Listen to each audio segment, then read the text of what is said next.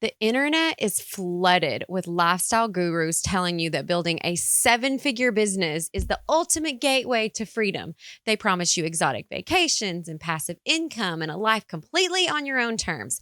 But what they don't tell you is that without the right infrastructure and systems in place, hitting 7 figures does not buy you freedom. It just builds a much bigger, much more expensive cage. Look, I'm Brooke Plack, and I didn't learn how to scale companies by sitting in a college lecture hall or reading social media posts.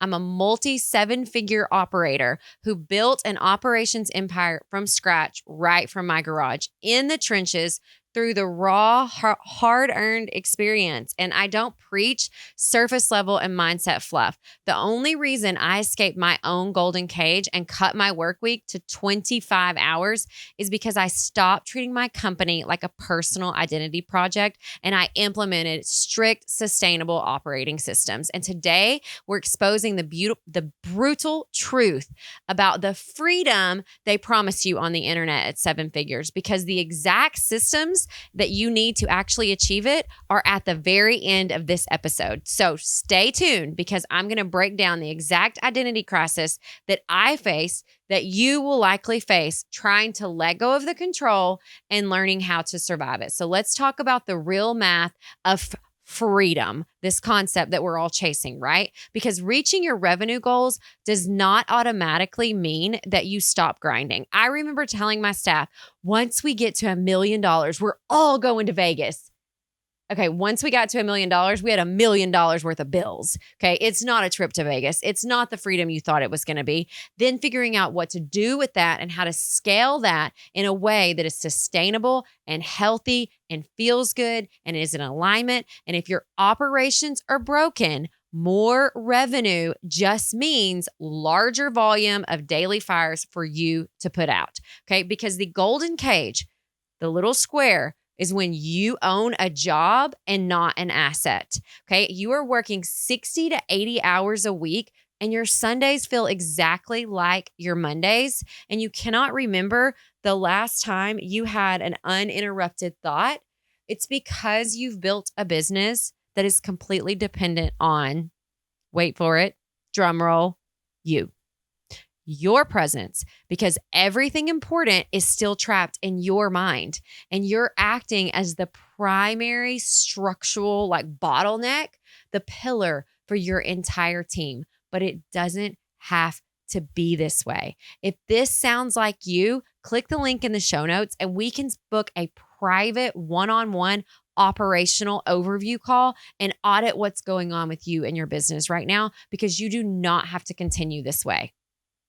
Unfortunately, the IRS does not prepare you for the hidden taxes of success. The 2 S's, your sanity and scaling. Because when you scale your top line revenue and it's climbing, your personal time, your quality of life are at an all-time low. They are at risk often of not existing, and you're constantly reactive, skipping your family commitments, quietly wondering, is all of this sacrifice even worth it? Or as I like to say, is the juice worth the squeeze, right? All of this, is it worth what you're getting in return back from it? And how you fix that system, how you fix those hidden taxes is shifting from manual chaos to financial visibility frameworks, okay? And a streamlined tech stack. If you are using 95 logins and it takes you more time to get all of your systems up and running than actually making progress each day or each Monday, what do you do on Mondays, okay? That's got to be defined and so crystal clear that you are looking at it in a way that you know on Mondays what's coming for the week, because you're analyzing cash flow statements, you're looking at P&Ls, you're checking your inbox, and it's not completely flooded with all of the things that need to happen for your companies because other people are taking care of these systems for you that you've built. You need less software platforms and more output so you can clearly see your margins without guessing. And to do that, you're not going to like what I'm about to say, but you have to fire the hero. Okay. This is a huge operational transition, but to get your life back, you have to transition from frantic operator to a strategic architect. You cannot wear the cape. Take the cape off. Don't be the hero. Don't rush in to save everything. Let there be a disgruntled client for a minute and let someone else work on it.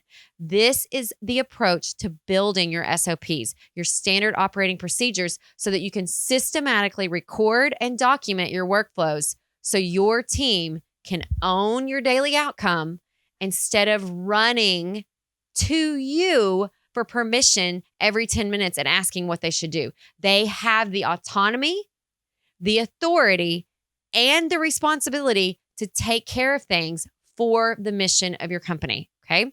And the bow that ties it all on, like the huge payoff of watching this video, the moment like that it will all come together and how you're going to survive this identity crisis, the CEO identity crisis. It's the hardest part of scaling.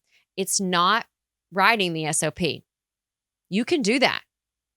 But it is surviving the identity crisis, like the deep emotional discomfort of letting go of the busy badge. Because when you become less busy, you start to feel like you're less needed and less important, and your ego is not being stroked, and people aren't coming to you all the time. So something must be wrong. But you have to drop that need for daily validation. Because if you don't, you're just going to put that cape back on. You're going to go back to 60 to 80 hours a week. And remember, you're choosing that shit. You chose to put that cape back on. Okay. You can take it off.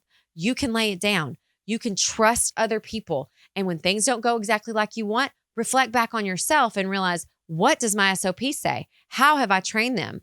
Listen to their rationale and gently coach them into the direction of where you want them to go, because you're not looking for instant gratification. We're not looking to give everything over immediately and never take it back.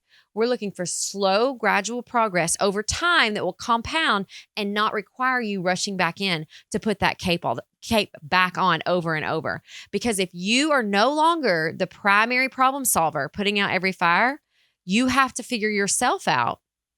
And who are you outside of those business walls? Who are you not behind that laptop? And true freedom requires the structural courage to look in the mirror and to let your systems work without your micromanagement. Because your executive level of letting go isn't measured by how much money your business makes when you're sitting at your desk. It's measured by how seamlessly your business scales when you walk completely away. So now is the time to stop trying to be irreplaceable. Don't try to be the hero of your operations and start building a structural asset that will give you your life back.